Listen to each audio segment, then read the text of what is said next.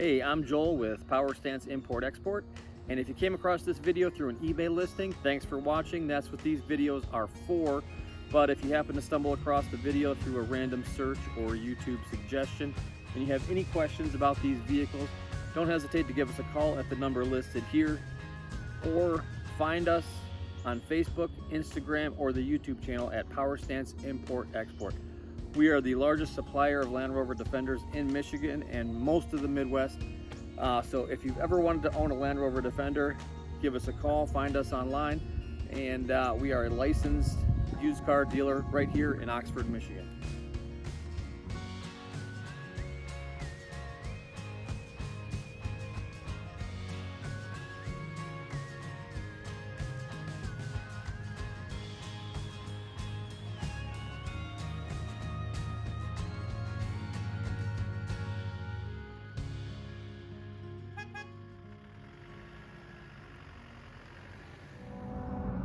Hello, and up for sale today I've got a beautiful little 1991 Land Rover Defender 90 with the 200 TDI.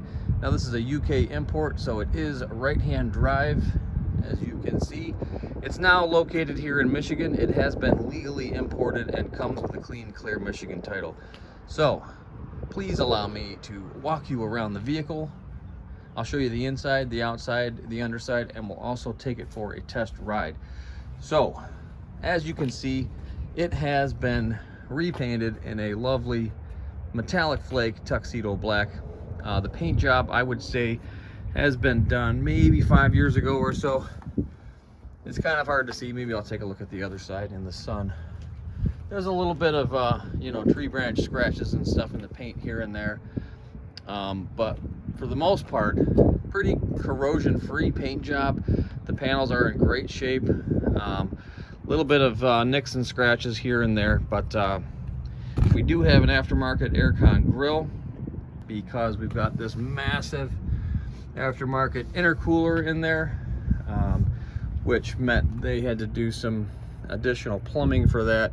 And the 200 TDI air filter is normally over here, but it's been mounted pretty well with some pretty decent bracketry on this side, and therefore your snorkel is on the driver's side instead of the passenger side.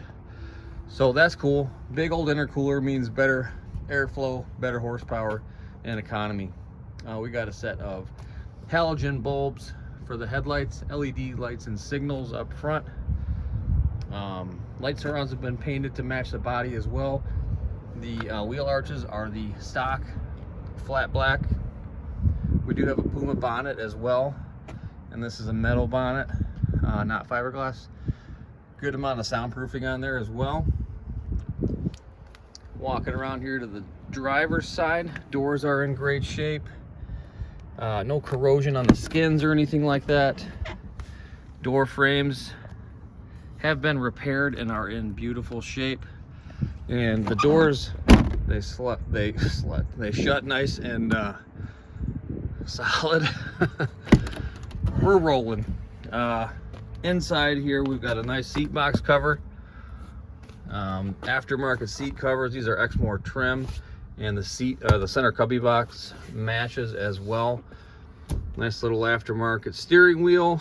We've got 118,000 miles, barely anything on here.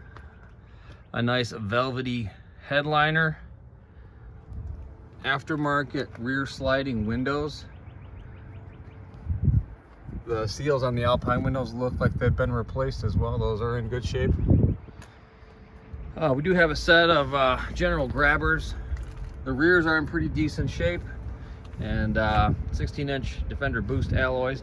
The front tires, though, almost to their end, so those will need a new set probably pretty soon. A little bit of checker plate on the bottom sills and on the rear corners. These are purely cosmetic. There's nothing hidden behind here. It's just to prevent rock chips and stuff like that. A nice set of LED signals in the rear. Beautiful rear cross member. And let's take a look at the inside. Nice shape. Tiny little bit of surface rust, but that's where they welded on the new rear cross member. So that is in really good shape. Full-size spare on the rear door. Rear window seals look brand new as well. Those are in great shape. Hinges are good. Corners and cappings, beautifully glossy. In the back here, door card. This is a little bit homemade, but you know, there's some carpet covering the wiper motor, but it all looks pretty tidy. It's better than just leaving it uncovered. The rear door looks pretty new, actually. In the back here, we've got carpet on the panels as well. We do have these fold away jump seats, so they fold down like this as well, and they also fold up like this one. So you can have all your storage here and seating, front facing seating in the rear. We also do have the stock jack, the lug wrench, and a tool kit as well, which is pretty rare. Headliner in the back is carpet, very nicely done.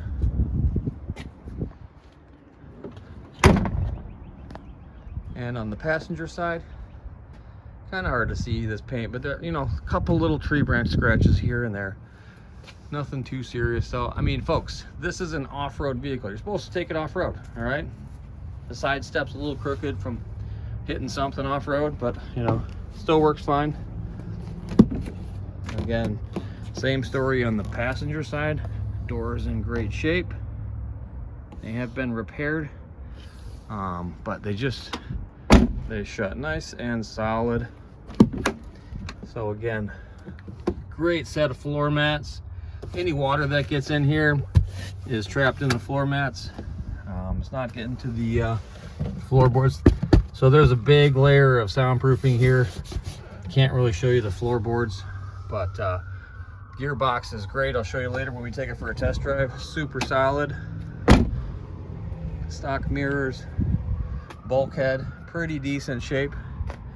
A little bit of bubbling right there and right here, but other than that, it's pretty solid. Windscreen's in good shape, good seal as well.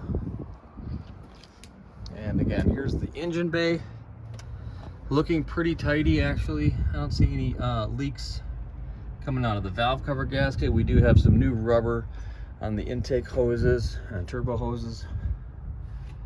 And see if we can get a good look down there at the engine block. Yeah, it looks pretty clean. You can still see some gold paint there on the engine block. It looks like there's a new lift pump. There's the injection pump. That looks pretty tidy as well. Also looks like we got a new fuel filter and a new brake master cylinder as well. So all in all, pretty decent under here in the engine bay. All right, so let's fire it up.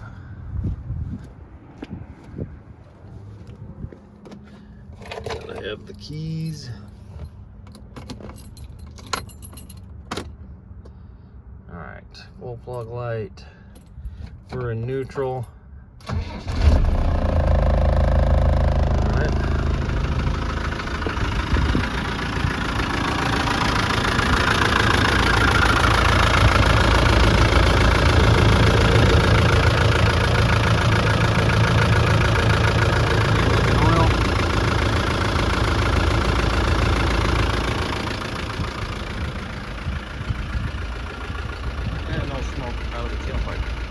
All right, starting off here in the rear, it looks like we got a 300 TDI rear axle, which is nice. Upgraded to the rear disc brakes. Calipers have been replaced. Dust covers are in place as well, and they're looking fresh. Brake lines look like they've been replaced as well. A lot of work done back here. It's a super solid ride. No bumps or rattles coming out of the suspension. I can tell the suspension is newer. It does have rust proofing sprayed on it, but a couple new parts in the back here as well. Bump stops, calipers as well, and dust covers on the driver's side. And we do have a nice adjustable trailer hitch with wiring as well. And then there's a look at the rear cross member. Sorry about the sun glare. It's pretty bright out today. And there's the rear chassis. Everything looking nice and tidy back here. All right, on the driver's side here, again, like I said, there's some aftermarket Pro Comp suspension. Looks like we got some new hardware on the rear drive shaft as well. New UJs, universal joints and hardware. We've also got some new radius arm bushings as well and hardware with that. There's the chassis rail. Here's the fuel tank, looking nice and fresh as well. And there's the front outriggers, all nice and solid. There's the transfer case.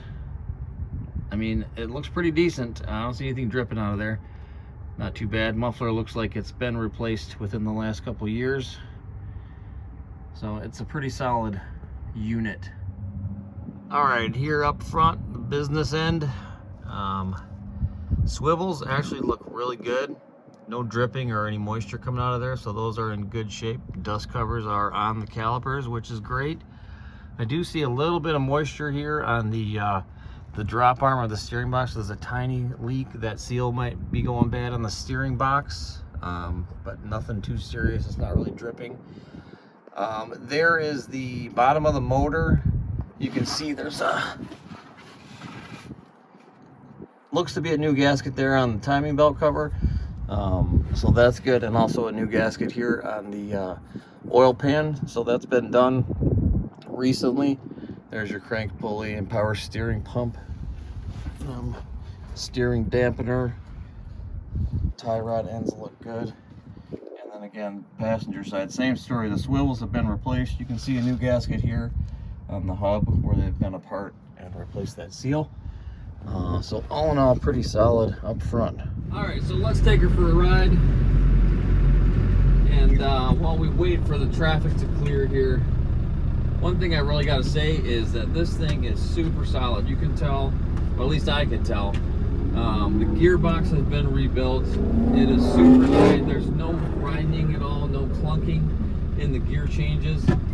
Pretty solid. All right, here we go. Solid gear changes. And the suspension, no bumps or rattles, noises or anything. Steering is super tight. I don't notice a huge difference in horsepower from the large intercooler, but it does have some pretty decent acceleration. There's 55 miles an hour, and there's fifth gear. So it cruises quite nicely. Brakes are solid. A couple little rattles out of the dashboard, but windows are solid, doors are solid. Little squeak out of the clutch pedal, but no rattles, no vibration in the steering wheel when braking. Everything's nice and smooth, no squeaking or squealing from the brakes. We'll start off here in second gear. Turn signals are working as well. So plenty of low end torque to start off in second gear. There's third gear. Yeah, fourth gear, 40 miles an hour. Fifth gear. We're cruising at 45, no problem, nice and straight down the road. Again, this is a super solid unit. Like I said, I can tell there's been a lot of work done. It just runs really smooth. No clunkiness in the drive line at all. And gear change is nice and solid. Alright, so let me throw it in reverse here. I just found out this thing's got a backup camera on it, which is kind of nice. So that makes things a little easier when parking.